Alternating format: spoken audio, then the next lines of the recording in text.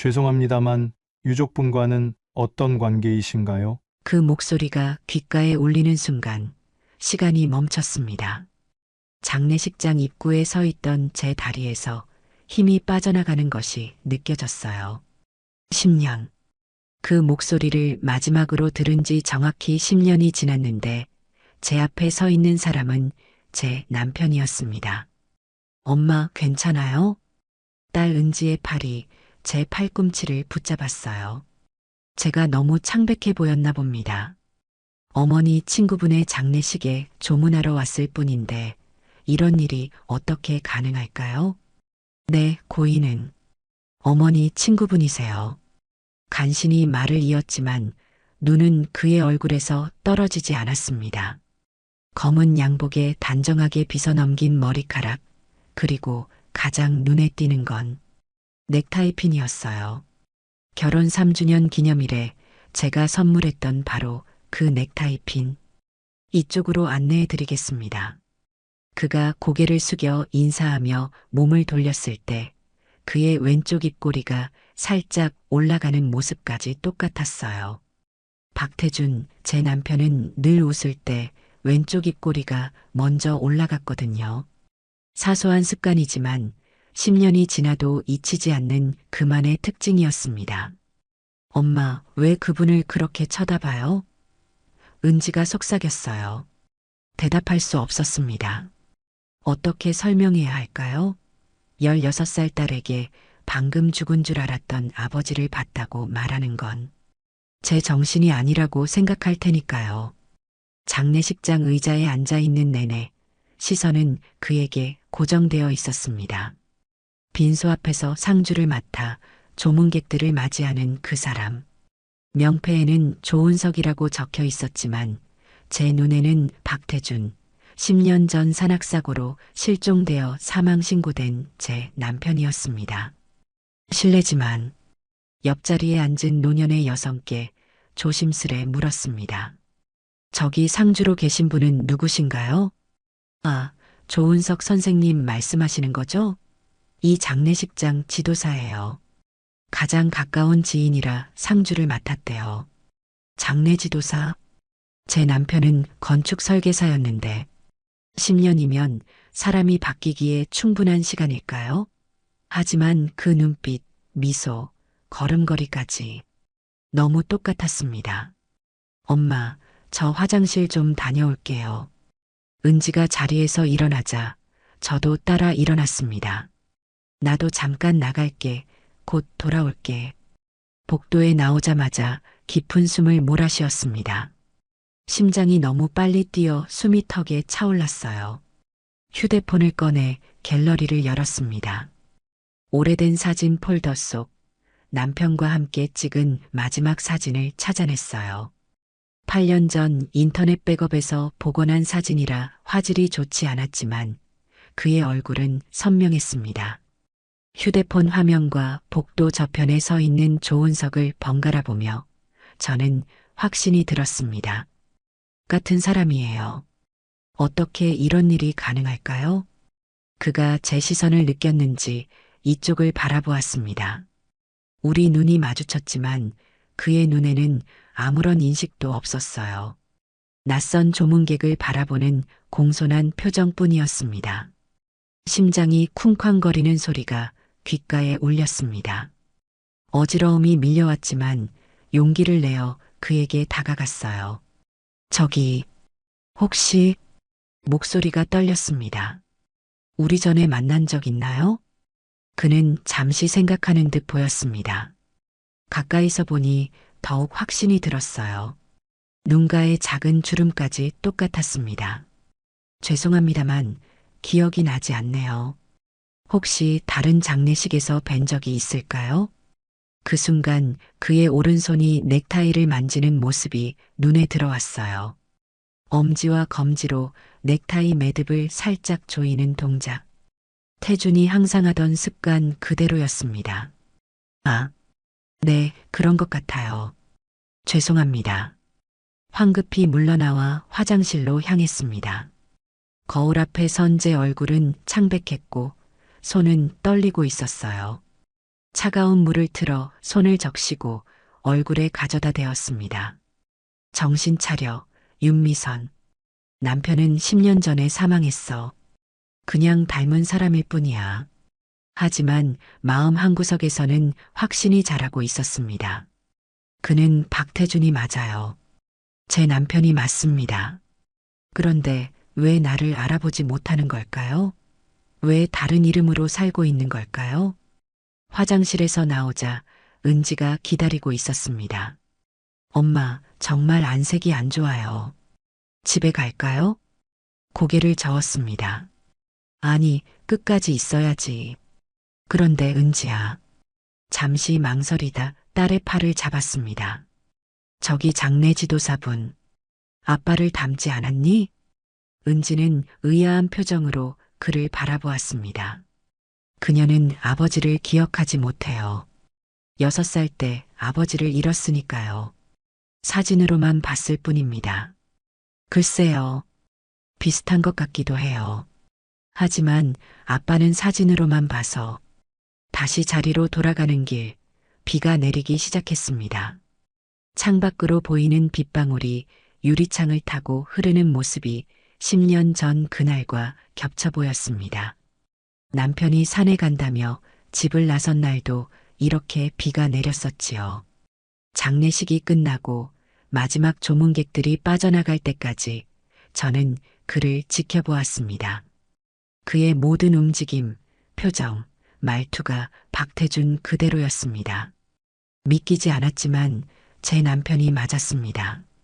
조문을 마치고 나오는 길 결심했습니다. 진실을 알아내야 했어요. 10년간 죽은 줄로만 알았던 남편이 왜 다른 이름으로 살고 있는지, 왜 나를 알아보지 못하는지. 은지야, 내일 잠시 이 장례식장에 다시 와도 될까? 왜요, 엄마? 빗속에 서서 장례식장 간판을 올려다보았습니다. 평안 장례식장. 아이러니하게도 제 마음은 평안과는 거리가 멀었습니다. 확인할 게 있어서 그는 나를 알아보지 못했습니다. 하지만 나는 그를 알아봤습니다. 내 남편이었으니까요. 어젯밤 단 1시간도 잠들지 못했습니다. 천장을 바라보며 온갖 가능성을 따져보았지만 결론은 하나였어요. 그 남자는 제 남편 박태준이 맞습니다. 죽었다고 생각했던 10년 전 산에서 실종된 남편이 맞습니다. 엄마, 아침 먹어요.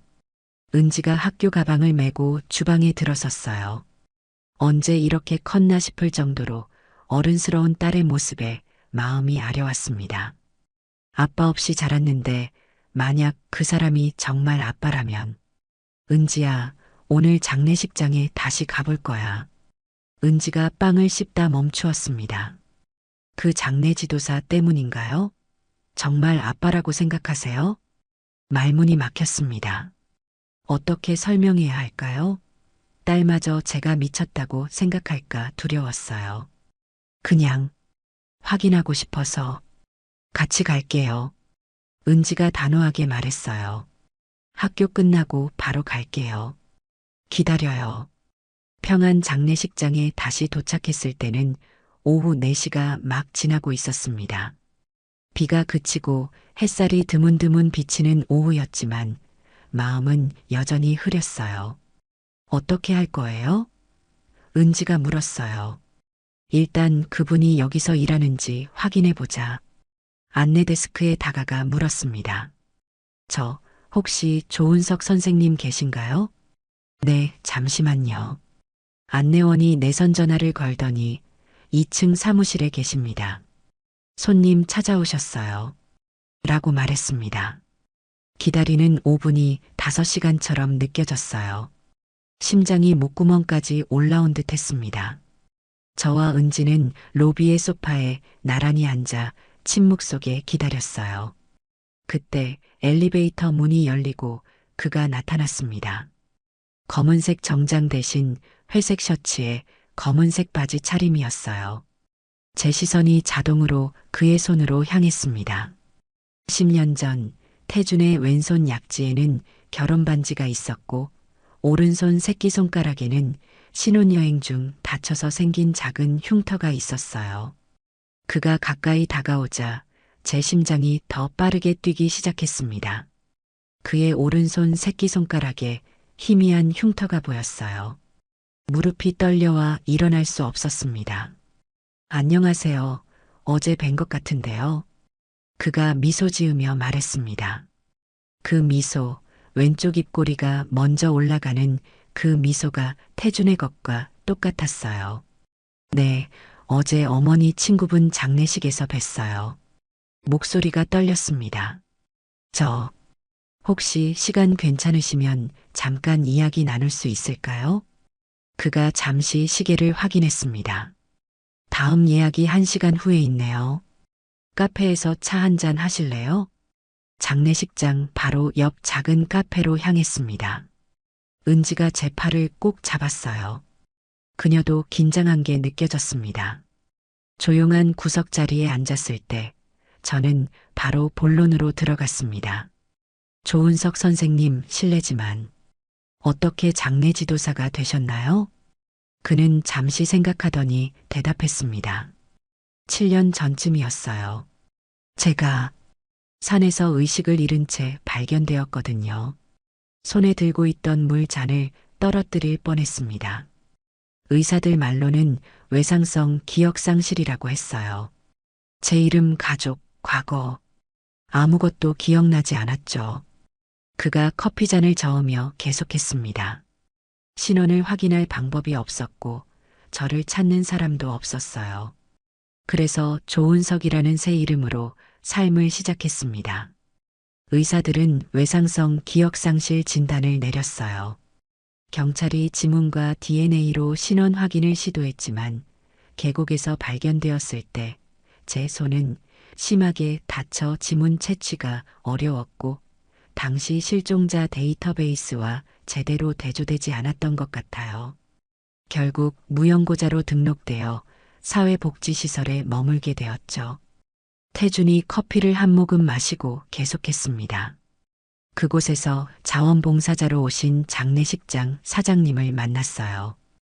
그분도 젊었을 때 사고로 가족을 잃으셨다고 하더군요. 제가 조용히 다른 사람들의 이야기를 들어주는 모습을 보시고 관심을 가지셨대요.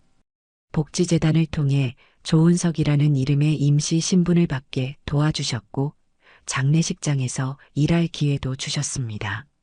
사람들의 마지막 길을 배웅하는 일이 저에게 이상하게 위로가 되었어요. 마치 제가 잃어버린 무언가를 찾는 것 같았거든요. 그가 무의식적으로 커피를 저을 때 시계 반대 방향으로 3번, 시계 방향으로 2번 젓는 모습을 보았습니다. 태준이 항상 그렇게 했어요. 너무나 특이한 습관이라 놀리기도 했었는데. 그런데 왜 장례 지도사가 되셨어요? 은지가 조심스럽게 물었습니다. 그는 딸을 바라보며 부드럽게 미소 지었습니다. 묘하게도 장례식을 치르는 일이 저에게 위로가 되었어요. 마치 제가 잃어버린 무언가를 찾는 것 같았거든요. 은지의 얼굴을 바라보는 그의 눈빛에 무언가 특별한 것이 있었습니다. 인식은 없지만 본능적인 애정 같은 것이 느껴졌어요. 혹시 목이 마르고 심장이 빠르게 뛰었지만 물어야 했습니다. 혹시 박태준이라는 이름이 기억나세요? 그의 표정이 변했습니다. 눈썹이 살짝 찌푸려지더니 고개를 저었어요. 아니요, 처음 듣는 이름입니다. 제게 중요한 사람인가요? 아니, 그냥 말을 더듬었습니다. 갑자기 휴대폰을 꺼내 옛날 가족 사진을 보여주고 싶은 충동이 일었지만 참았어요. 너무 갑작스러운 충격을 주고 싶지 않았습니다.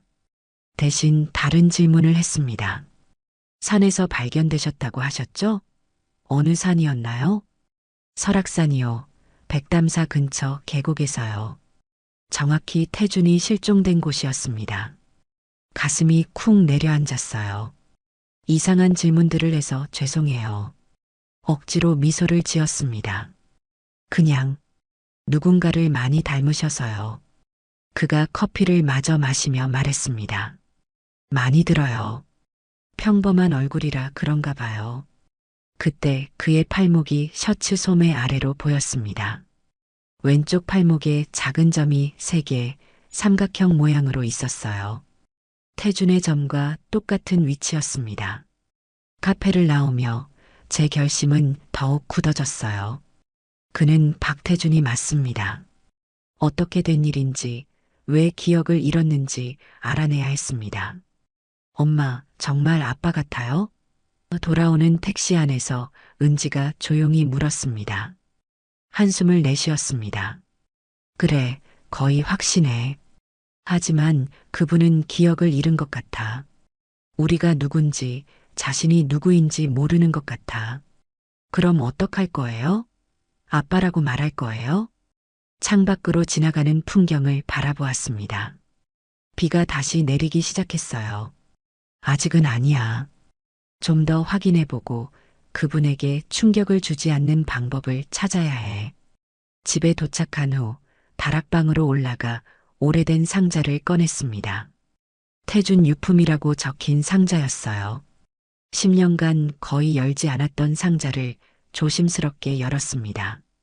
그 안에는 태준의 지갑, 열쇠고리, 마지막으로 쓴 일기장이 있었어요.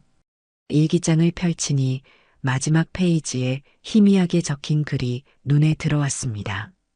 재단 내부 비리 증거 확보. 진실이 밝혀지면 위험할 수 있음. 미선아, 내가 없으면 이 좌표를 확인해. 글씨 아래엔 좌표의 숫자와 지하 3층 B10이라고 장소가 있었어요. 심장이 빠르게 뛰었습니다. 이 메모를 이제야 발견하다니. 태준이 산에 가기 전에 남긴 것이 분명했어요. 그리고 내가 없으면이라는 표현. 마치 무언가를 예감했던 것처럼. 휴대폰으로 좌표를 검색해 보니 서울 중심가의 한 오래된 건물이었습니다. 태준이 다니던 건축 설계 회사와는 전혀 관련 없는 위치였어요. 물건들을 정리하다 태준의 오래된 휴대폰도 발견했습니다. 배터리가 없어 켜지지 않았지만 혹시 모른다는 생각에 충전기를 찾아 연결했어요. 그날 밤 은지가 잠든 후에도 저는 계속 깨어 있었습니다. 창문에 부딪히는 빗소리를 들으며 10년 전 그날을 떠올렸습니다. 태준이 중요한 일이 있어서 설악산에 간다고 했던 날, 그리고 그 후 3일 뒤 경찰의 연락을 받았던 순간, 산에서 발견된 배낭과 등산화가 남편분의 것이 맞습니까? 다음 날 현장에 가보니 계곡 아래 깊은 곳에서 그의 물건들이 발견되었지만 시신은 찾지 못했다고 했습니다. 한 달간의 수색 끝에 경찰은 계곡에 떨어져 급류에 휩쓸려 갔을 가능성이 높다며 수색을 종료했고 저는 결국 사망 신고를 해야 했습니다. 그런데 그가 살아 있었다니. 그것도 기억을 잃은 채로. 무슨 일이 있었던 걸까요? 태준의 휴대폰이 마침내 켜졌습니다. 잠금 화면이 나타났고 비밀번호를 입력했습니다. 우리 결혼 기념일. 화면이 열렸습니다. 마지막 통화 기록을 확인하니 실종 당일 오전에 누군가와 3번의 통화를 했더군요. 번호는 저장되어 있지 않았습니다. 문자 메시지함에는 증거 확보했습니다. 약속대로 만나죠. 라는 마지막 보낸 메시지가 있었어요. 갑자기 모든 것이 이상하게 느껴졌습니다. 태준의 실종은 단순한 산악사고가 아니었던 걸까요? 그가 기억을 잃고 조은석으로 살게 된 이유와 관련이 있을까요? 창문 밖으로 여전히 비가 내리고 있었습니다. 그 빗소리 속에서 결심했어요. 내일은 태준이 남긴 좌표로 가볼 겁니다. 그리고 진실을 찾아낼 겁니다. 내 남편이 은지의 아버지가 10년간 왜 죽은 사람으로 살아야 했는지, 휴대폰으로 조은석 선생님의 사진을 몰래 찍어둔 것을 다시 보았습니다. 그리고 태준의 옛 사진과 나란히 놓았어요. 똑같았습니다. 같은 사람이 맞아요. 기다려요, 태준 씨.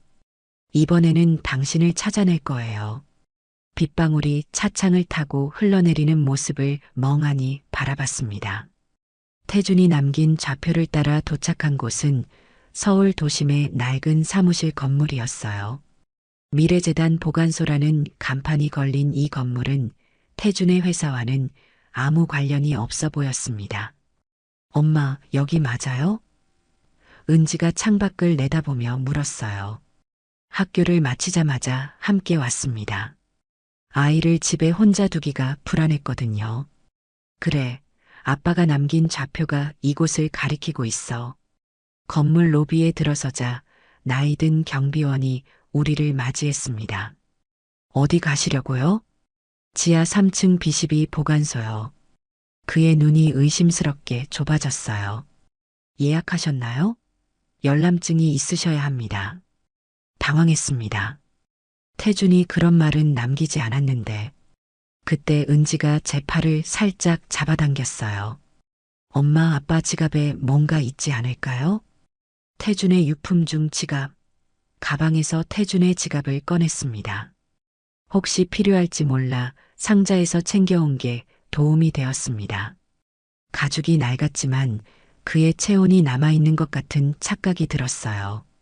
지갑을 열자 플라스틱 카드 한 장이 눈에 들어왔습니다. 미래재단 문서 보관소 이용증 마이너스 박태준. 이걸로 될까요? 경비원은 카드를 자세히 살펴본 후 고개를 끄덕였습니다. 10년 이상 된 카드네요. 하지만 평생 이용증이라. 그가 카드를 스캔하고 컴퓨터를 확인했습니다. 박태준님의 가족이신가요? 네, 저는 그의 아내입니다. 윤미선이라고요. 아, 그렇군요. 그의 표정이 부드러워졌습니다. 박태준님은 우리 보관소의 단골이셨어요. 정말 꼼꼼하고 신중한 분이셨죠. 심장이 빨라졌습니다. 그는 태준을 기억하고 있었어요. 혹시 그분이 마지막으로 여기 오신 게 언제쯤인지 기억나세요? 경비원은 잠시 생각하더니 말했습니다. 잠시만요. 그가 옆에 있는 낡은 방문자 기록부를 펼쳤습니다. 아, 여기 있네요.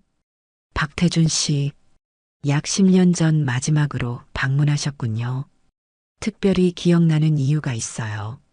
무슨 이유인가요? 궁금해서 물었습니다. 그날 큰 폭우로 건물 지하가 침수 위험이 있었거든요. 모든 방문객을 긴급 대피시켰는데 박태준 씨는 꼭 자료를 확인해야 한다며 고집을 부리셨어요. 결국 제가 동행해서 지하로 내려갔었죠. 그런 날은 쉽게 잊히지 않아요. 실종 직전이어요. 손이 떨려왔습니다. 지하 3층으로 내려가시면 됩니다. B12는 중앙 복도 끝에 있어요. 이 임시 출입증을 가지고 가세요. 엘리베이터를 타고 지하 3층으로 내려갔습니다. 형광등이 희미하게 깜빡이는 좁은 복도를 따라 걸었어요. 박물관 같은 냄새가 났습니다. 오래된 종이와 금속 냄새. B12 보관함 앞에 도착했을 때 또 다른 문제가 있었습니다. 보관함에는 4자리 비밀번호가 필요했어요. 엄마, 어떡해요? 비밀번호는 어떻게 알아요? 답답한 마음에 가져온 태준의 일기장을 다시 꺼내 마지막 메모를 확인했습니다. 좌표 외에 다른 힌트는 없었어요. 하지만 혹시 평소 태준이 자주 쓰던 비밀번호들을 시도해봤습니다. 우리 결혼기념일, 은지 생일, 태준 자신의 생일. 모두 실패했습니다. 엄마, 이거 한번 해볼래요? 은지가 조심스럽게 말했어요. 212. 아빠랑 엄마가 처음 만난 날이요. 놀란 눈으로 은지를 바라보았습니다. 그걸 어떻게 알았어?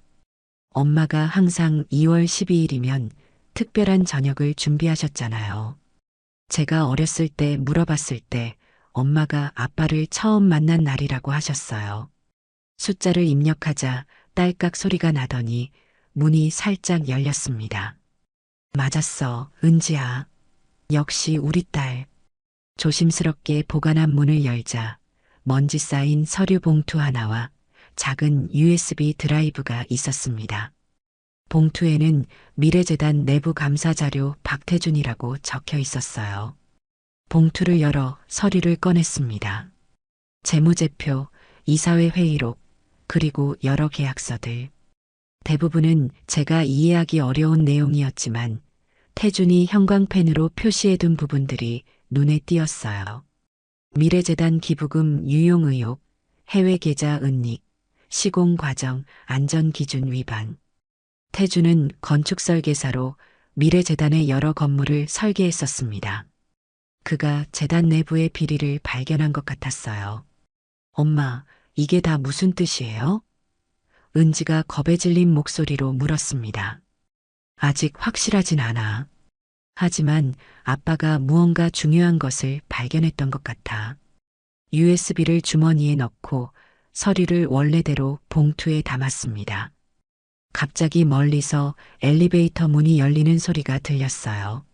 누군가 이쪽으로 오고 있었습니다. 서둘러, 은지야. 보관함을 닫고 복도를 따라 빠르게 움직였습니다. 구석에 숨어 지나가는 사람을 살폈어요. 정장 차림의 남성 2명이 우리가 방금 있던 보관함 쪽으로 향하고 있었습니다. 10년 만에 누가 접근했다고요? 한 남자가 말했어요. 네, 박태준의 카드로요. 아내라고 합니다. 심장이 쿵쾅거렸습니다. 그들이 우리를 찾고 있었어요. 은지의 손을 꼭 잡고 비상구로 향했습니다. 계단을 통해 1층으로 올라와 서둘러 건물을 빠져나왔어요. 밖은 여전히 비가 내리고 있었습니다. 택시를 잡아 집으로 향했어요. 내내 뒤를 돌아보며 누가 따라오지 않는지 확인했습니다. 집에 도착하자마자 문을 잠그고 커튼을 쳤습니다. 은지는 겁에 질려 있었어요. 엄마, 무서워요. 무슨 일이 일어나고 있는 거예요? 아이를 안아주었습니다. 걱정 마, 은지야. 엄마가 지켜줄게. 이제 조금씩 진실이 밝혀지고 있어. USB를 노트북에 연결했습니다. 그 안에는 수십 개의 파일과 폴더가 있었어요. 대부분 문서와 재무 자료였지만 마지막 폴더에는 미선이라는 이름이 붙어 있었습니다. 떨리는 손으로 폴더를 열었습니다. 안에는 동영상 파일 하나만 있었어요. 제목은 단순히 미선에게였습니다. 파일을 실행하자 화면에 태준의 얼굴이 나타났습니다. 10년 전의 얼굴. 피곤해 보였지만 분명히 살아있었어요. 목소리가 들리자 눈물이 왈칵 쏟아졌습니다. 미선아, 이 영상을 보고 있다면 내게 무슨 일이 생겼다는 뜻이야. 그의 목소리는 진지했습니다. 내가 미래재단의 심각한 비리를 발견했어. 기부금 횡령, 안전기준 위반, 그리고 더 큰 문제가 있어.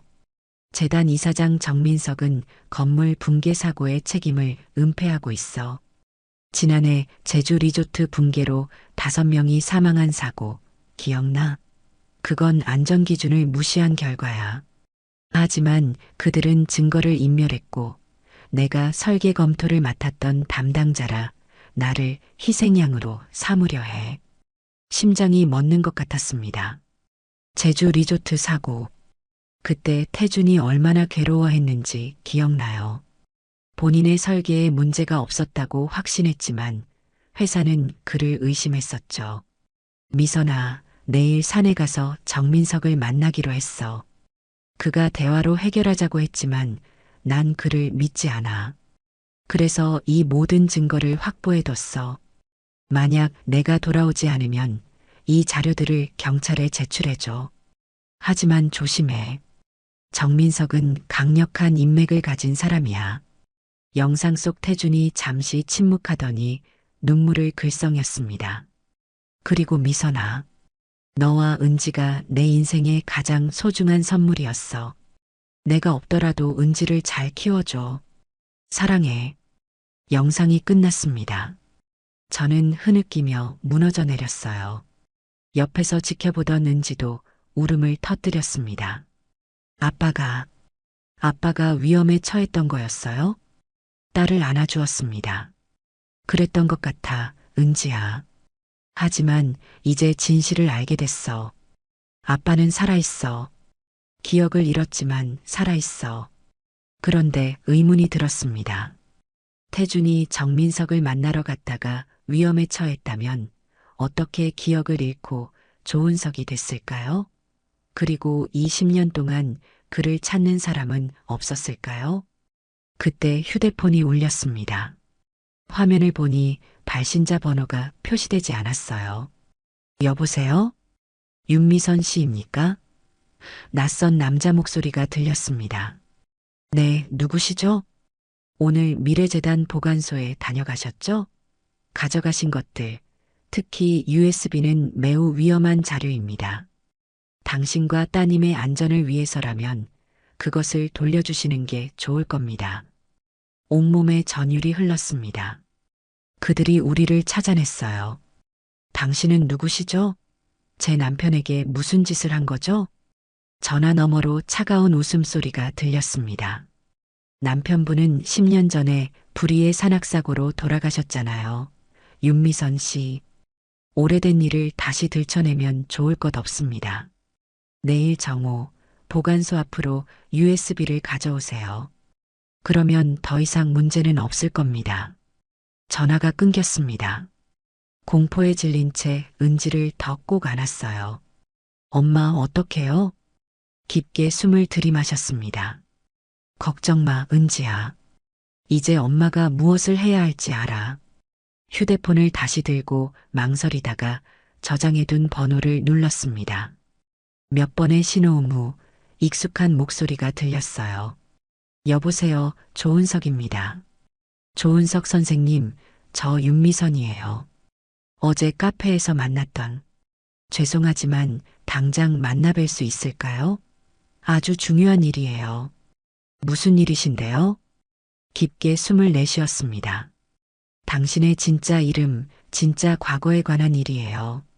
박태준 씨, 제 이름을 어떻게 아셨죠? 카페 구석자리, 조은석.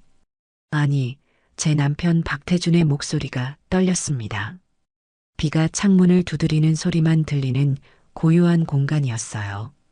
이 순간을 위해 얼마나 많은 밤을 뜬 눈으로 지새웠는지 모릅니다. 당신은 제 남편이에요. 10년 전 산악사고로 실종된 박태준. 그의 눈동자가 흔들렸습니다. 혼란, 두려움, 그리고 희미한 궁금증이 스쳐 지나갔어요. 죄송합니다만 제 이름은 조은석입니다. 제가 말씀드렸듯이 산에서 기억을 잃은 채 발견되었을 뿐이에요. 주머니에서 작은 사진 한 장을 꺼냈습니다. 은지의 첫 생일날 세 식구가 함께 찍은 사진이었어요. 태준이 은지를 안고 제가 옆에서 웃고 있는 모습. 이 사람이 당신이에요. 사진을 건네자 그가 조심스럽게 받아들었습니다. 오랫동안 사진을 바라보던 그의 손가락이 미세하게 떨리기 시작했어요. 이게 저인가요? 네, 우리 가족이에요. 저는 윤미선, 당신의 아내고 이 아이는 은지, 우리 딸이에요. 지금은 16살이 되었지만요. 그의 눈에 눈물이 고이는 것 같았습니다. 하지만 이내 고개를 저었어요. 실례지만 어떻게 믿을 수 있죠?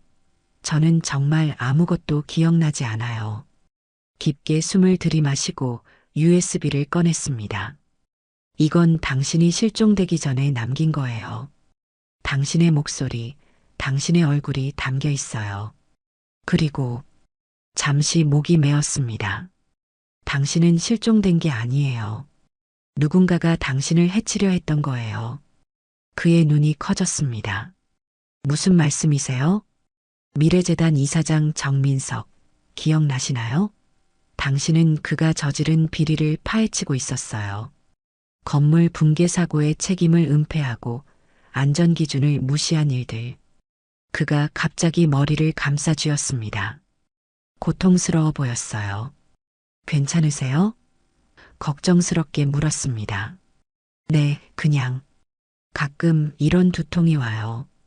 특히 과거에 관한 이야기를 들을 때. 두 손으로 그의 손을 감싸 쥐었습니다. 10년 만에 처음 맞닿는 체온. 낯설면서도 너무나 익숙했어요. 제가 도와드릴게요. 하지만 위험할 수 있어요. 그들이 아직도 당신을, 우리를 찾고 있어요. 그가 천천히 고개를 들었습니다. 정말 제가 당신의 남편인가요? 네. 의심의 여지가 없어요. 그럼 우리 딸은요? 은지라고 하셨죠? 네, 은지는 지금 친구 집에 있어요. 위험할까봐 오늘은 데려오지 않았어요. 그가 깊은 생각에 잠겼습니다. 마치 자신의 내면 깊숙한 곳을 탐색하는 것 같았어요. 윤미선 씨, 아니, 제가 정말 당신 남편이라면 특별한 추억이 있을 거예요. 제가 알 수 없는 오직 우리 둘만 아는. 입술을 깨물었습니다. 그가 확신을 원하는 것은 당연했어요. 우리가 처음 만난 날 2월 12일 대학 도서관 소설 코너에서요. 당신이 내게 빌려줬던 첫 책은 노인과 바다였어요. 그의 눈이 조금씩 변하기 시작했습니다. 우리 결혼식 날 갑자기 비가 와서 야외 촬영을 못했죠. 대신 우리는 우산 하나로 비를 맞으며 호텔 로비에서 사진을 찍었어요. 당신은 비는 축복이라고 말했어요. 말을 이어갔습니다. 당신은 커피를 마실 때마다 시계 반대 방향으로 3번, 시계 방향으로 2번 저어요. 사람들이 이상하다고 해도 멈추지 않았죠. 그의 손이 무의식적으로 앞에 놓인 커피잔을 향했습니다. 그리고 정확히 제가 말한 대로 시계 반대 방향으로 3번, 시계 방향으로 2번 저었어요. 태준의 눈이 커졌습니다. 내가 정말 그렇게 하고 있었나요? 그가 자신의 손을 내려다보며 놀란 목소리로 물었어요. 어떻게 내 습관을 알고 있죠? 나조차도 인식하지 못했던 당신의 아내니까요. 미소 지으며 대답했습니다. 그리고 은지가 태어났을 때 당신이 직접 작곡한 자장가가 있어요. 그의 눈이 커졌습니다. 멜로디가 어떤가요? 떨리는 목소리로 은지의 자장가를 허밍했습니다. 단순하지만 아름다운 멜로디. 태준이 은지를 재울 때마다 부르던 그 노래. 놀랍게도 그가 제 허밍에 맞춰 흥얼거리기 시작했어요. 처음에는 망설이다가 점점 자신감 있게 정확히 같은 멜로디였습니다. 이 노래 제가 작곡했다고요? 네, 은지가 태어난 날부터 매일 밤 불러주셨어요. 그의 눈에서 눈물이 흘러내렸습니다. 기억나지 않아요. 하지만 이 노래는 꿈에서도 들었어요. 항상 누군가를 안고 이 노래를 부르는 꿈. 그때 카페 문이 열리고 한 소녀가 뛰어들어왔습니다. 은지였어요. 엄마, 친구네 못 갔어요. 너무 불안하고 궁금해서. 은지의 시선이 조은석에게 향했습니다. 그리고 둘의 눈이 마주쳤어요. 시간이 멈춘 것 같았습니다. 은지야, 제 목소리가 떨렸습니다. 이분이 아빠야. 은지가 천천히 다가왔습니다. 조은석. 아니, 태주는 얼어붙은 듯 그 자리에 앉아 있었어요. 정말? 아빠인가요? 은지의 목소리에 태준의 눈에서 다시 눈물이 흘렀습니다. 그리고 놀랍게도 그가 작은 목소리로 말했어요. 내 생일 2월 8일이지? 은지의 눈이 커졌습니다. 어떻게 아셨어요? 태준이 고개를 저었습니다. 모르겠어. 그냥 알았어. 내 얼굴을 보는 순간 은지가 조심스럽게 그의 팔을 만졌습니다. 아이의 손이 떨리고 있었어요. 진짜 아빠 맞아요? 태준이 천천히 고개를 끄덕였습니다. 확실하진 않지만 가슴이 말해주는 것 같아. 그 순간 제 휴대폰이 울렸습니다. 화면을 보니 또다시 발신자 번호가 표시되지 않았어요. 여보세요? 윤미선 씨, 조은석과 만나고 계시군요. 어제의 그 목소리였습니다. 심장이 멎는 것 같았어요. 그들이 우리를 감시하고 있었습니다. 당신들 뭘 원하는 거죠? USB를 가져오세요. 그리고 조은석. 아니, 박태준 씨에게 그냥 잊으라고 전하세요. 10년 전처럼요. 전화가 끊겼습니다. 태준과 은지가 걱정스럽게 저를 바라보고 있었어요. 누구셨어요, 엄마? 위험해요. 낮은 목소리로 주변을 살피며 말했습니다. 그들이 우리를 지켜보고 있어요. 여기 더 있으면 안 돼요. 태준의 얼굴이 굳어졌습니다. 미래재단 사람들인가요? 네, 정민석의 사람들이에요. 태준이 결연한 표정으로 일어섰습니다. 제 아파트로 가요. 거기가 안전할 거예요. 태준의 작은 아파트는 장례식장에서 걸어서 10분 거리에 있었습니다. 비가 내리는 길을 세 사람이 나란히 걸었어요. 은지가 태준의 우산 아래 함께 있는 모습이 너무 자연스러워 보였습니다. 태준의 집은 놀라울 정도로 단순했어요. 필요한 가구만 있고 장식이나 개인적인 물건은 거의 없었습니다. 단 한 가지, 침대 옆 작은 탁자 위에 놓인 나무 조각상이 눈에 띄었어요. 이건 태준이 조각상을 집어들었습니다. 제가 직접 만든 거예요. 왜인지 모르겠지만 자꾸 이런 모양을 만들게 되더라고요. 그것은 작은 나무 의자였어요. 마치 은지의 인형용 의자처럼. 태준이 은지 6번째 생일에 만들어준 그 의자의 축소판과 똑같았습니다. 아빠가 내 생일 선물로 똑같은 의자를 만들어주셨어요. 은지의 목소리가 떨렸습니다. 그때 제 인형을 위한 거였는데 태준의 눈이 변했습니다. 무언가 기억해내는 듯한 표정. 그가 갑자기 머리를 감싸쥐며 소파에 주저앉았어요. 괜찮으세요?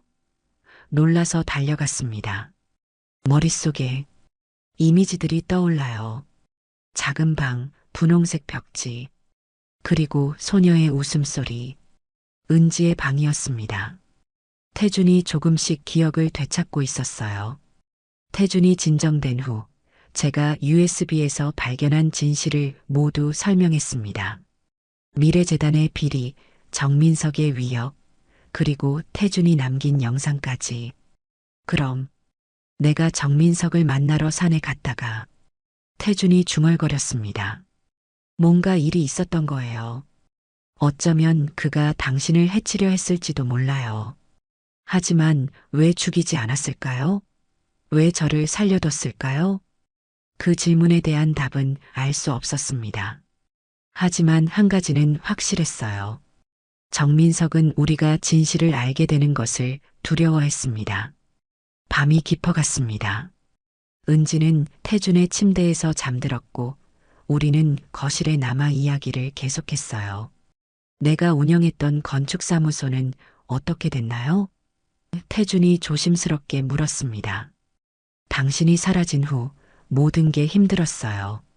태준 건축의 지분은 결국 동업자 김 실장에게 넘어갔고 저는 작은 번역 일을 하며 은지를 키웠어요. 태준의 눈에 미안함이 가득했습니다. 미안해요. 내가 기억을 찾지 못해서. 그의 손을 꼭 잡았습니다. 당신 잘못이 아니에요. 그리고 이제 우리는 다시 만났어요. 그가 저를 바라보는 눈빛이 달라졌습니다. 마치 10년 전에 그 눈빛으로 돌아온 것 같았어요. 당신 눈. 처음 봤을 때부터 익숙했어요. 가슴이 떨렸지만 이유를 몰랐죠. 그가 조심스럽게 제 얼굴을 손으로 감쌌습니다. 그 손길에 모든 세월이 무너지는 것 같았어요. 미선아. 10년 만에 들은 제 이름. 그의 입에서 나오는 제 이름은 달랐습니다. 그때 창밖에서 자동차 헤드라이트가 비쳤어요. 검은 세단이 건물 앞에 멈춰 섰습니다. 누구지? 태준이 창가로 다가갔습니다. 아래층에서 두 명의 남자가 내리는 것이 보였어요. 정장 차림, 아까 보관소에서 본 그 남자들이었습니다. 그들이에요. 정민석의 사람들. 태준의 표정이 단호해졌습니다. 서둘러요. 은지를 깨워요. 여기 머물 수 없어요. 어디로 갈 수 있죠? 태준이 잠시 생각하더니 말했습니다. 한 곳이 있어요. 기억은 없지만 늘 중요할 때 가고 싶은 곳이 있었어요. 설악산 백담사 근처의 작은 산장. 왠지 그곳이 안전하다는 느낌이 들어요. 그의 말에 가슴이 떨렸습니다. 그곳은 우리의 신혼여행 장소였어요. 태준이 기억하진 못해도 그의 몸은 기억하고 있었습니다. 좋아요, 가죠. 은지를 깨워 급히 짐을 챙겼습니다. 태준은 작은 배낭에 몇 가지 필수품만 넣었어요. 그리고 그가 작은 나무 의자 조각상을 조심스럽게 감싸 가방에 넣는 모습이 눈에 띄었습니다. 뒷문으로 빠져나와 골목길을 통해 건물을 빠져나갔습니다. 비는 계속 내리고 있었지만 이제 그 빗소리가 두렵지 않았어요. 태준이 작은 중고차를 가리켰습니다. 제 차예요. 타세요. 세 사람이 차에 올라타자 태준이 시동을 걸었습니다. 그리고 출발하기 전 백미러로 저를 바라보았어요. 미선아, 정말 날 믿어도 될까? 내가 아직 완전히 기억을 되찾지 못했는데 당신은 우리 가족이에요. 우린 함께 이 모든 것을 해결할 거예요. 태준의 눈에 결의가 차올랐습니다. 그리고 그가 천천히 말했어요. 윤미선, 그리고 은지. 내 기억이 모두 돌아오진 않았지만 이건 확실해. 너희는 내 가족이고 이번엔 지키고 말 거야. 차가 어둠 속으로 달려나갔습니다. 뒤에서는 정민석의 사람들이 쫓아올 테지만 앞으로는 진실과 새로운 시작이 기다리고 있었습니다. 설악산으로 향하는 길은 끝없이 이어지는 것 같았습니다. 새벽녘 비는 잦아들었지만 안개가 짙게 깔린 산길이 불안하게 느껴졌어요. 백미러로 뒤를 자주 살피는 태준의 모습에서 긴장감이 전해졌습니다. 아직도 쫓아오고 있을까요? 조용히 물었습니다. 모르겠어요. 하지만 정민석은 쉽게 포기하지 않을 거예요. 뒷좌석에서 은지가 깊이 잠들어 있었습니다. 아이의 평화로운 숨소리가 차 안을 채웠어요. 창백한 새벽빛이 그녀의 얼굴을 비추는 모습이 태준의 어린 시절과 너무 닮았습니다. 은지가 당신을 많이 닮았어요. 미소 지으며 말했습니다. 태준이 백미러로 딸을 바라보았습니다. 그의 눈에 알 수 없는 감정이 스쳐 지나갔어요. 눈매가 제 어머니를 닮았네요.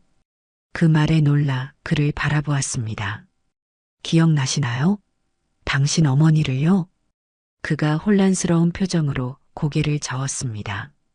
아니요, 그냥 말이 저절로 나왔어요. 기억이라기보다는 느낌에 가깝죠. 당신 어머니는 은지가 2살 때 돌아가셨어요. 하지만 항상 은지가 외할머니보다 당신 어머니를 더 닮았다고 하셨죠. 산길이 점점 가팔라졌습니다. 태준이 운전에 집중하면서도 이야기를 이어갔어요. 산장은 백담사에서 3km 떨어진 곳에 있어요. 조용하고 한적한 곳이라 아마 안전할 거예요.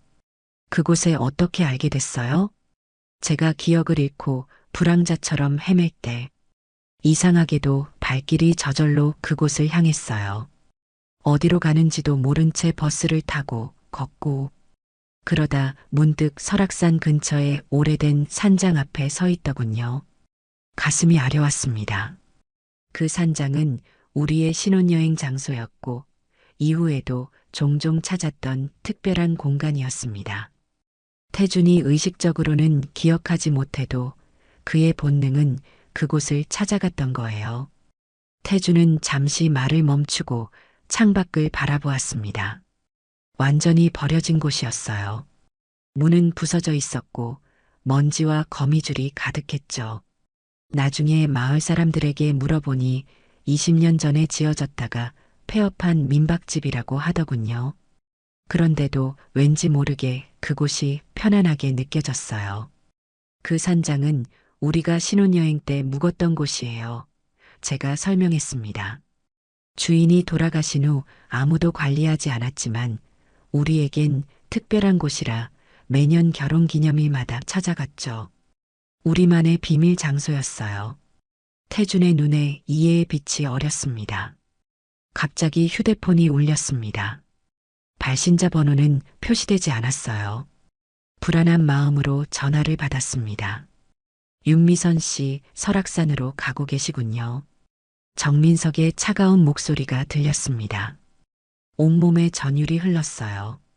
그들이 어떻게 알았을까요? 뭘 원하시는 건가요? 떨리는 목소리로 물었습니다. 10년 전의 실수를 바로잡으려고요. 박태준이 살아있다니 참 놀랍군요. 하지만 그의 기억이 돌아온다면 위험한 일이 생길 수 있어요.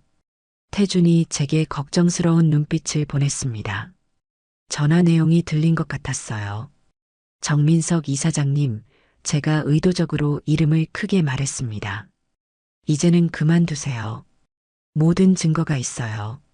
당신이 제주 리조트 붕괴 사고의 책임을 태준에게 덮어 씌우려 했다는 것도요. 전화 너머로 차가운 웃음소리가 들렸습니다. 증거라. USB 말씀이신가요? 그건 이제 의미 없어요. 10년이 지났고 시효도 지났죠. 게다가 박태준은 법적으로 죽은 사람이에요. 죽은 사람의 증언이 무슨 소용이 있을까요? 그래서 우릴 가만히 둘 거란 말인가요? 아니요. 박태준의 기억은 절대 돌아오면 안 돼요. 설악산에 도착하면 선택지를 드리겠습니다. USB를 넘기고 조용히 사라지든지 아니면 전화가 끊겼습니다. 공포에 질려 태준을 바라보았어요. 정민석이 우리를 찾고 있어요. 설악산에 도착하면 뭔가 할 거래요. 태준의 표정이 단단해졌습니다. 제 기억이 없는 게 그에게 유리한 거였군요. 하지만 이제 조금씩 돌아오고 있어요. 기억나는 게 있으신가요? 계곡에서의 다툼. 정민석과 싸웠던 것 같아요. 그가 저를 밀었고 그 후로는 기억이 없어요. 산장이 보이기 시작했습니다. 나무와 돌로 지어진 아담한 집. 10년의 세월이 지났지만 변함없이 그 자리에 있었어요. 주변에는 다른 건물이 없었고 오직 숲과 계곡만이 산장을 감싸고 있었습니다. 차를 세우고 조심스럽게 주변을 살폈습니다. 아직 정민석의 사람들은 보이지 않았어요. 문이 삐걱거리며 열렸습니다. 태준이 조심스럽게 산장 내부를 둘러보았습니다. 먼지 쌓인 공간은 오랫동안 방치된 흔적이 역력했어요. 여기서 무언가 느껴져요. 태준이 중얼거렸습니다. 그가 낡은 벽난로 앞에 멈춰 섰습니다. 손으로 천천히 벽난로 선반을 쓸어내리자 먼지가 날렸어요. 이 벽난로에서 불을 피웠던 기억이 있어요. 추운 날이었고 누군가와 함께. 은지가 갑자기 소리쳤습니다. 엄마, 여기 봐요. 침실 쪽에서 은지가 무언가를 발견한 모양이었어요. 우리가 다가가자 은지는 침대 밑에서 꺼낸 낡은 나무 상자를 보여주었습니다. 이거 열려요. 상자 안에는 아무것도 없었지만 바닥에 작게 새겨진 글씨가 보였습니다. 티러브엠 2월 12일. 태준의 눈이 그 글씨에 고정되었습니다. T와 M. 그리고 2월 12일. 그가 천천히 말했어요. 우리 이니셜이에요. 태준과 미선. 2월 12일은 우리가 처음 만난 날이죠. 떨리는 목소리로 설명했습니다. 이 상자는 첫 결혼 기념일에 당신이 직접 만들어준 거예요. 은지가 태어나기 전. 잃어버린 줄 알았더니 결혼 기념일 때 여기에 가져다 놓고 잊고 있었나 봐요. 태준이 상자를 손에 쥐고 있는데 갑자기 그의 얼굴이 변했습니다. 그가 머리를 감싸 쥐며 무릎을 꿇었어요. 아파요. 놀라서 그를 부축했습니다. 괜찮아요? 무슨 일이에요? 기억이, 느낌이 너무 강하게 밀려와요. 그때 은지가 걱정스럽게 다가왔습니다. 아빠 괜찮아요? 아빠라는 말에 태준의 몸이 떨렸습니다. 그리고 그가 천천히 고개를 들었을 때 그의 눈빛이 달랐어요. 마치 예전의 태준처럼.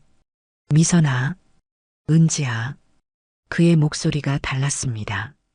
더 이상 조은석이 아닌 제가 10년간 그리워했던 박태준의 목소리였어요. 기억나요?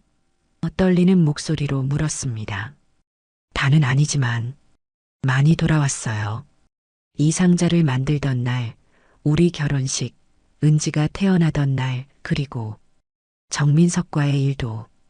태준이 천천히 일어났습니다. 얼굴은 창백했지만 눈빛은 단호했어요. 정민석은 제주 리조트 붕괴 사고의 진짜 책임자였어요. 내가 설계를 담당했지만 정민석이 비용 절감을 위해 안전 기준을 무시하라고 지시했죠. 내가 거부하자 그는 서류를 조작해 마치 내가 승인한 것처럼 만들었어요. 그래서 증거를 모으고 있었군요. 네, 하지만 그가 알아챘어요. 그래서 날 산으로 불러냈고 그의 말이 끊겼습니다. 창문 밖에서 자동차 소리가 들렸어요. 우리 모두 긴장했습니다. 그들이 왔어요. 태준이 말했습니다. 창문을 조심스럽게 들여다보니 검은 세단 2대가 산장 앞에 멈춰 섰습니다. 정민석이 직접 왔네요. 그와 함께 4명의 남자들이 내렸습니다. 어떡하죠? 두려움에 떨며 물었습니다. 태준이 침착하게 말했습니다. 뒷문이 있어요. 계곡으로 통하는. 은지를 데리고 그쪽으로 나가요. 당신은요? 내가 그들을 막을게요. USB를 가지고 가요. 증거가 가장 중요해요. 안 돼요. 우린 함께 가야 해요. 당신을 다시 잃을 수 없어요. 태준이 제 얼굴을 양손으로 감쌌습니다. 그의 눈에는 결연한 의지가 담겨 있었어요. 미선아, 이번엔 달라. 내가 돌아올게. 약속해. 마당에서 정민석의 목소리가 들렸습니다. 박태준, 나와. 이제 그만 숨을 때가 됐어. 태준이 은지에게 다가가 꼭 안아주었습니다. 은지야, 아빠가 널 얼마나 사랑하는지 알아? 은지의 눈에 눈물이 고였습니다. 아빠, 가지 마세요. 겨우 찾았는데. 걱정 마. 이제 아빠는 어디에도 가지 않을 거야. 엄마와 함께 뒷문으로 나가 계곡 따라 내려가면 작은 오두막이 있었어. 거기서 기다려. 은지를 데리고 뒷문으로 향했습니다. 마지막으로 태준을 바라보았어요. 조심해요. 당신을 사랑해요. 나도 당신을 사랑해요, 미선아. 항상 사랑했어요. 눈물을 참으며 은지와 함께 뒷문을 통해 밖으로 나갔습니다. 계곡 소리가 크게 들렸어요. 비가 내린 후라 물살이 거셌습니다. 뒤에서 대화 소리가 들렸습니다. 태준이 정민석을 맞이한 것 같았어요. 오랜만이군요, 정민석 이사장님. 박태준. 살아있었군. 놀랍군.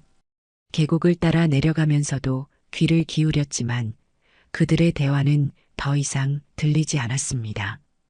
은지의 손을 꼭 잡고 태준이 말한 오두막을 찾아 내려갔어요. 갑자기 산장 쪽에서 큰 소리가 들렸습니다. 충돌음이었어요. 놀라 뒤를 돌아보았지만 산장은 나무들에 가려 보이지 않았습니다. 태준 씨, 걱정스럽게 중얼거렸습니다. 엄마, 아빠 괜찮을까요? 은지가 무서워하며 물었어요. 괜찮을 거야, 은지야. 아빠는 강해. 하지만 제 가슴은 불안으로 가득 찼습니다. 태준을 다시 잃는다면 어떻게 견딜 수 있을까요? 작은 오두막이 보였습니다. 오두막 안으로 들어가 문을 걸어 잠갔어요. 이제 어떡해요, 엄마? 은지가 떨리는 목소리로 물었습니다. 아빠를 기다려야 해. 그리고 말을 마치기도 전에 오두막 문을 두드리는 소리가 들렸습니다. 심장이 멎는 것 같았어요. 정민석의 사람들이 우리를 찾아낸 걸까요? 윤미선 씨? 은지야? 나야. 태준의 목소리였습니다. 서둘러 문을 열자 태준이 서 있었어요. 옷은 흙과 먼지로 더럽혀져 있었고 얼굴에 작은 상처도 있었지만 살아 있었습니다. 그를 꼭 안았습니다. 괜찮아요? 무슨 일이 있었어요? 태준의 옷은 찢어져 있었고 이마에는 작은 상처가 있었습니다. 그가 숨을 깊게 들이마시고 설명했어요. 정민석과 대면했어요. 그 순간 모든 기억이 돌아왔죠. 10년 전 그날 설악산에서 정민석이 저를 계곡으로 밀어 넣었던 순간까지요. 그래서 어떻게 된 거예요? 정민석이 저를 없애려고 했지만 난 탁자를 엎고 도망쳤어요. 도망치면서 정민석의 자백이 담긴 대화를 녹음했죠. 태주는 주머니에서 휴대폰을 꺼냈습니다. 산장으로 오기 전 저는 이미 경찰 지인에게 연락해둔 상태였어요. 경찰서 강형사인데 장례식장에서 종종 만나던 사람이에요. 내가 누군지 알게 된 후로 과거 실종 사건에 대해 이야기를 나눴거든요. 태준이 휴대폰 화면을 보여주었습니다. 통화 기록에는 강형사라는 이름이 있었어요. 녹음 파일을 보내고 위치를 알려줬어요. 형사님이 특수팀과 함께 출동 중이라고 했죠. 밖에서 자동차 엔진 소리가 들렸습니다. 그들이 찾아온 것 같아요. 태준이 창문을 조심스럽게 들여다보며 말했습니다. 은지를 감싸 안으며 긴장했지만 태준의 표정이 곧 풀어졌어요. 경찰이에요. 정민석의 차는 길목에서 이미 저지된 것 같아요. 창밖으로 경찰차 사이렌 소리가 선명하게 들렸습니다. 오두막 문을 두드리는 소리와 함께 경찰입니다. 라는 외침이 들렸어요. 문을 열자 경찰관들이 들어왔고 그중 한 명이 태준에게 다가왔습니다. 박태준 씨, 강형사입니다. 정민석은 이미 체포되었습니다. 녹음 파일 덕분에 혐의를 부인할 수 없을 겁니다. 태준이 은지에게 다가가 안아주었습니다. 은지야, 아빠가 돌아왔어. 이제 어디에도 가지 않을게. 우리 세 사람은 서로를 껴안았습니다. 마침내 악몽 같은 시간이 끝나가고 있었어요. 창밖으로 비가 또다시 내리기 시작했습니다. 하지만 이번엔 두려움이 아닌 새로운 시작을 알리는 소리로 들렸어요. 정민석의 체포 이후 3주가 흘렀습니다. 세상은 크게 변했어요. 뉴스에서는 10년 만에 밝혀진 미래재단 비리라는 헤드라인이 연일 보도되었고 정민석은 기소되었습니다. 하지만 우리 가족에게 가장 큰 변화는 태준의 완전한 귀환이었습니다. 오늘은 법원에 가는 날이었어요. 태준의 사망 취소와 법적 신분 회복을 위한 재판이 열리는 날입니다. 넥타이가 비뚤어졌네요. 거울 앞에 선 태준의 넥타이를 바로잡아 주었습니다. 10년 만에 다시 하는 일상적인 행동이 마치 꿈처럼 느껴졌어요. 긴장되나요? 그의 눈을 바라보며 물었습니다. 조금요. 법적으로 죽은 사람에서 다시 살아있는 사람이 되는 일이 흔치는 않으니까요. 태준의 기억은 거의 완전히 돌아왔습니다. 가끔 공백이 있긴 했지만 대부분의 중요한 순간들은 기억해냈어요. 특히 우리 가족에 관한 기억들은 선명했습니다. 아빠, 준비됐어요? 은지가 방에 들어왔습니다. 교복 대신 단정한 원피스를 입은 모습이 어른스러워 보였어요. 그래, 은지야. 오늘 학교 안 가도 괜찮아? 당연하죠. 아빠가 법적으로 부활하는 순간을 놓칠 순 없잖아요. 태준이 웃으며 은지의 머리를 쓰다듬었습니다. 이런 일상적인 모습이 얼마나 그리웠는지 모릅니다. 법원은 생각보다 복잡하지 않았습니다. 태준의 신원 확인을 위한 DNA 검사 결과와 의학적 소견서, 그리고 설악산에서의 사건에 대한 경찰 조사 보고서가 장거로 제출되었습니다. 판사가 선고를 내릴 때 제 손은 태준의 손을 꼭 잡고 있었어요. 본 법원은 박태준 씨의 사망 신고를 취소하고 법적 신분을 회복함을 판결합니다. 그 순간 태준의 눈에서 눈물이 흘렀습니다. 그는 10년 만에 공식적으로 살아 돌아온 사람이 된 것입니다. 법원을 나오는 길, 주변 기자들의 카메라 플래시가 터졌습니다. 태준의 사연은 큰 관심을 받았지만 우리는 서둘러 차로 향했어요. 어디로 갈까요? 운전석에 앉은 태준이 물었습니다. 잠시 생각하다가 말했어요. 우리 집으로 가요. 당신의 집으로. 태준이 놀란 듯 저를 바라보았습니다. 아직 준비가 안 됐을 것 같은데. 10년 동안 매일 당신을 기다려왔어요. 더 이상 기다리기 싫어요. 우리 집은 태준이 사라진 후에도 크게 바뀌지 않았습니다. 같은 소파, 같은 식탁, 그리고 벽에 걸린 가족 사진들. 다만 10년의 세월이 지나며 은지의 성장 사진들이 추가되었을 뿐이었어요. 태준은 조심스럽게 거실을 둘러보았습니다. 그의 손가락이 가구와 물건들을 스치며 지나갔어요. 마치 기억을 확인하듯이. 모든 게 기억나요. 그가 중얼거렸습니다. 이 소파에서 은지에게 그림책을 읽어주던 것, 부엌에서 당신과 함께 요리하던 것. 은지가 자기 방으로 달려갔다가 무언가를 들고 돌아왔습니다. 작은 나무 의자였어요. 태준이 은지의 6번째 생일에 만들어준 인형용 의자. 아빠가 만들어준 거예요. 기억나요? 태준이 의자를 받아들고 오랫동안 바라보았습니다. 그의 손가락이 나무 표면의 작은 무늬를 따라갔어요. 물론이지. 노란 페인트가 부족해서 호두나무색으로 마무리했던 것도 기억나. 은지의 눈이 반짝였습니다. 맞아요. 그래서 제가 호두 의자라고 불렀어요. 사소한 기억의 조각까지 돌아온 것을 보니 가슴이 벅차올랐습니다. 태준은 정말로 완전히 돌아온 거예요. 부엌으로 가서 차를 준비했습니다. 3개의 머그컵에 녹차를 따르는데 문득 10년 전의 일상이 떠올랐어요. 그때도 이렇게 가족을 위해 차를 준비했었죠. 도와드릴까요? 태준이 부엌에 들어왔습니다. 괜찮아요. 그냥 이 순간이 꿈만 같아서요. 그가 뒤에서 제 어깨를 감싸 안았습니다. 그의 체온이, 숨결이, 존재 자체가 너무나 실제적이었어요. 꿈이 아니에요, 미선아. 정말로 돌아왔어요.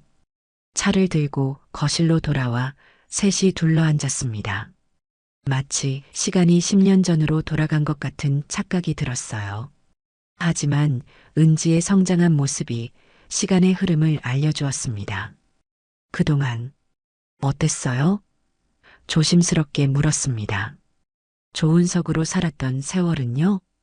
태준이 잠시 생각에 잠겼다가 대답했어요. 외로웠어요. 뭔가 중요한 것을 잃어버린 느낌이 항상 있었죠. 제가 누구인지, 어디서 왔는지 모르는 채로 살아간다는 건 뿌리 없이 떠도는 것 같았어요. 그래도 장례 지도사라는 직업을 선택했네요. 태준이 쓸쓸하게 웃었습니다. 이상하게도 죽음을 다루는 일이 저에게 위안이 되었어요. 마치 제 자신의 일부가 죽었다는 것을 받아들이는 과정 같았달까요? 그리고 유족들의 아픔을 함께하는 게 제 내면의 상실감을 달래주는 것 같았어요. 은지가 조용히 물었습니다. 아빠, 이제 뭐가 되고 싶어요? 다시 건축가로 돌아갈 거예요? 태준이 머그잔을 손으로 감싸며 생각에 잠겼습니다. 아직 확실하진 않아. 하지만 장례 지도사로서의 경험이 내게 새로운 시각을 주었어. 어쩌면 치유를 위한 공간을 설계하는 일을 해볼 수도 있을 것 같아. 상실을 경험한 사람들을 위한 특별한 공간 말이야. 그의 말에 깊은 울림이 있었습니다. 태주는 그저 과거로 돌아가려는 것이 아니라 자신의 경험을 통해 성장하고 있었어요. 아빠, 근데 궁금한 게 있어요. 은지가 물었습니다. 왜 장례식장 상주로 있었어요? 그날 엄마가 처음 봤을 때요. 태주는 잠시 생각하더니 대답했습니다. 얼마 전에 알게 됐는데, 은지야. 내 기억은 없었지만 고인이 내 고등학교 은사님이셨대. 그분이 돌아가시기 전에 장례식장에 특별한 부탁을 하셨어. 내가 가르쳤던 제자 중에 기억을 잃은 채 이 장례식장에서 일하는 사람이 있는데 그 아이를 내 장례식 상주로 세워주세요라고. 가슴이 아려왔습니다. 태준의 은사님은 제자가 기억을 잃었다는 것을 알면서도 끝까지 그를 기억해 주셨던 거군요. 운명이었나 봐요. 제가 말했습니다. 제가 그 장례식에 가지 않았다면 우리는 다시 만나지 못했을 테니까요. 태준이 제 손을 꼭 잡았습니다. 미선아, 그날 당신을 봤을 때 심장이 이상하게 뛰었어. 아마 내 몸은 당신을 기억하고 있었나 봐. 창밖으로 비가 내리기 시작했습니다. 그 소리가 이제는 슬픔이 아닌 새로운 시작을 알리는 것처럼 들렸어요. 이제 우리 진짜 가족이 된 거예요? 태준이 은지의 머리를 쓰다듬으며 말했습니다. 우리는 항상 가족이었어, 은지야. 단지 잠시 헤어졌을 뿐이야. 그날 밤 비는 계속 내렸지만 우리 집은 따뜻했습니다. 10년의 공백을 뛰어넘어 우리는 다시 하나가 되었어요. 태준이 피아노 앞에 앉아 은지의 자장가를 연주하기 시작했습니다. 기억 속에 남아있던 그 멜로디가 집안을 가득 채웠어요. 창가에 서서 비 내리는 풍경을 바라보며 생각했습니다. 사랑은 시간과 공간, 심지어 기억의 상실까지도 뛰어넘는 힘이 있다는 것을. 태준의 몸이 그의 마음보다 먼저 저를 알아봤던 것처럼 진정한 유대는 어떤 장애물도 넘어설 수 있다는 것을요. 빗소리가 점점 잦아들었습니다. 마치 우리의 슬픔이 씻겨 내려가는 것처럼 말이죠. 오늘 이야기 어떠셨나요? 10년이라는 긴 시간 동안 이어진 가족의 재회와 진실 찾기의 과정이 여러분의 마음에 울림을 주었길 바랍니다. 구독과 좋아요 부탁드립니다. 여러분에게 인생에서 가장 소중한 기억은 무엇인가요? 댓글로 남겨주세요.